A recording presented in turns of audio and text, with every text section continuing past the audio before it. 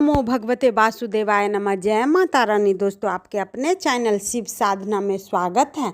माँ भगवती दुर्गा की अपार कृपा आप पर सदा सर्वदा बनी रहे। दोस्तों, मोहिनी एकादशी 2023 में कब है, किस दिन देवताओं ने अमृत पान किया था, मोहिनी एकादशी की व्रत कथा क्या है, मोहिनी एकादशी के व्रत के क्या महत्व है, यह सब जानने के लिए वीडियो में लास्ट तक जरूर बने रहें।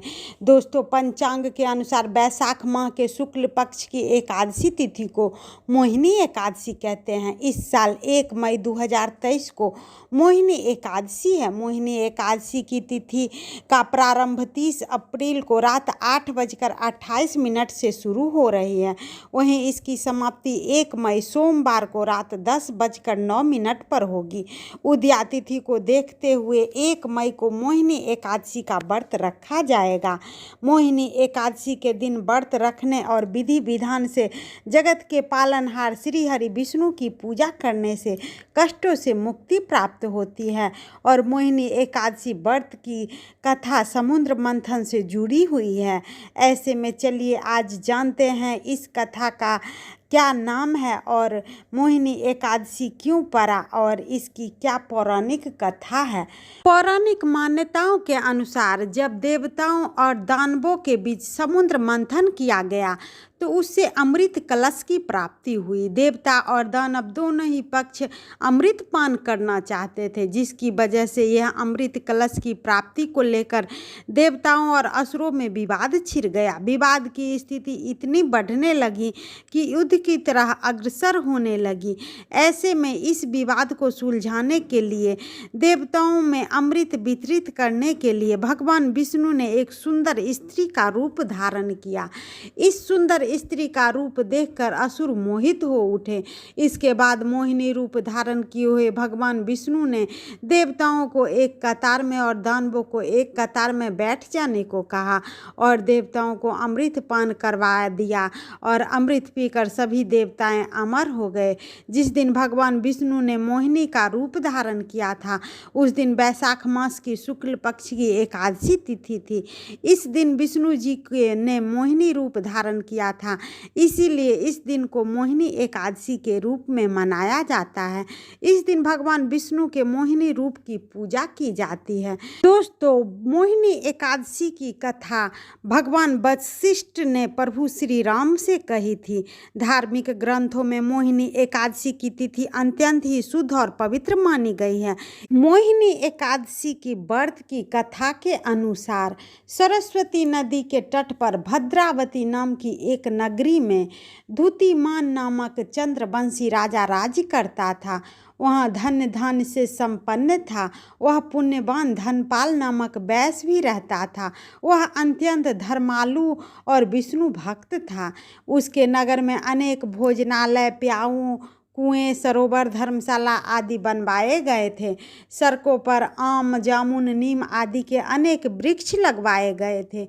उनके 5 पुत्र थे, सुमना, सद्बुद्धि, मेघावी, सुकीर्ति और धृष्ट बुद्धि। इसमें 5वां पुत्र धृष्ट बुद्धि महापापी था। वह पितर आदि को नहीं मानता था। वह वेश्या, दुराचारी मनुष्यों की संगति में रहकर जुआ खेलता और पर स्त्री के साथ भोग विलास करता था, मद मांस का सेवन करता था। इसी प्रकार अनेक कुकर्मों में वह पिता के धन को नष्ट करता था। इन्हीं कारणों से त्रस्त होकर पिता ने उसे घर से निकाल दिया था। घर से बाहर निकलने के बाद वह अपने गहने कपड़े बेच करके निर्वाह करने लगा। जब सब कुछ नष्ट हो गया तो वेश्या और दुराचारी साथियों ने उसका साथ छोड़ दिया। अब वह भूख प्यास से अति दुखी रहने लगा। कोई सहारा ना देख चोरी करना सीख गया। एक बार वह पकड़ा गया तो वैश्य का पुत्र जानकर चेतावनी देकर छोड़ दिया गया, मगर दूसरी बार फिर पकड़ में आ गया तो राजाज्ञा से इसे इस बार कारावास में डाल दिया गया। कारावास में उसे अत्यंत दुख दिए गए। बाद में राजा ने उसे नगरी से निकल जाने को कहा। वह नगरी से निकलकर वन चला गया। वहाँ वन्य पशु पक्षियों को मारकर खाने लगा। कुछ समय पश्चात वह बहेलिया बन गया और धनुष बाण लेकर पशु पक्षियों को मार मार कर खाने लगा। एक दिन भूख प्यास से व्यथित होकर वह इधर उधर भटकने लगा, खाने की खोज में ढूंढने लगा। तो वह ढूंढता, खाने की तलाश को करता करता वह एक कौटिन्य ऋषि के आश्रम में पहुंच गया। वहाँ बैसाख मास था और ऋषि गंगा स्नान से आ रहे थे। उनके भीगे वस्त्रों के छींटे उस पर पड़ने से उसे कुछ सद्बुद्धि प्राप्त हुई। वह कौटिन्य मुनि के हाथ जोड़कर कहने लगा कि हे मुने, मैंने जीवन में बहुत पाप किए हैं। अब इन पापों से छूटने का कोई साधारण और बिना धन उपाय बताइए। जिससे दीन वचन सुनकर मुनि ने प्रसन्न होकर कहा, तुम बैसाख शुक्ल पक्ष की मोहिनी एकादशी का व्रत करो, इससे समस्त पाप नष्ट हो जाएंगे। मुनि के वचन सुनकर वह अत्यंत प्रसन्न हुआ और उनके द्वारा बताई गई विधि के अनुसार व्रत किया। इस व्रत के प्रभाव से उसके सब पाप नष्ट हो गए और अंत में गरुड़ पर बैठकर विष्णु लोक को गया। अतः इस व्रत को मोह से सभी कष्ट नष्ट हो जाते हैं और संसार में इस व्रत से श्रेष्ठ कोई व्रत नहीं है। इसके महात्म को पढ़ने अथवा सुनने से 1000 गोदान का फल प्राप्त होता है। इस एकादशी की कथा बैसाख मास के दान का पुण्य देने में सक्षम है। अतः मनुष्य को यह व्रत अवश्य ही रखना चाहिए तथा कथा अवश्य सुननी चाहिए। एकादशी वाले दिन प्रातः जल्दी उठकर गंगाजल से स्नान करना चाहिए या फिर गंगाजल मिलाकर स्नान अवश्य करना चाहिए, क्योंकि गंगा नदी को तो पवित्र माना गया है। इसके बाद भगवान सत्यनारायण सूर्य भगवान का पानी जल चढ़ाकर पीपल के वृक्ष में पानी या फिर जल चढ़ाना चाहिए, क्योंकि पीपल में भगवान विष्णु जी का वास माना गया है और तुलसी के बिना भगवान विष्णु की पूजा अधूरी रह जाती है। इसीलिए भगवान विष्णु को भोग लगाने वक्त तुलसी का इस्तेमाल अवश्य करें। इसके बाद एक चौकी लेकर उस पर लाल रंग का वस्त्र बिछाकर भगवान विष्णु की मूर्ति की स्थापना करें। अब आपको नियमों से पूजा करनी है। पूजा में चंदन, चावल, धूप, दीप, फूल, फल, नैवेद्य, पंचामृत आदि का इस्तेमाल करना चाहिए और भगवान विष्णु को चढ़ाना चाहिए।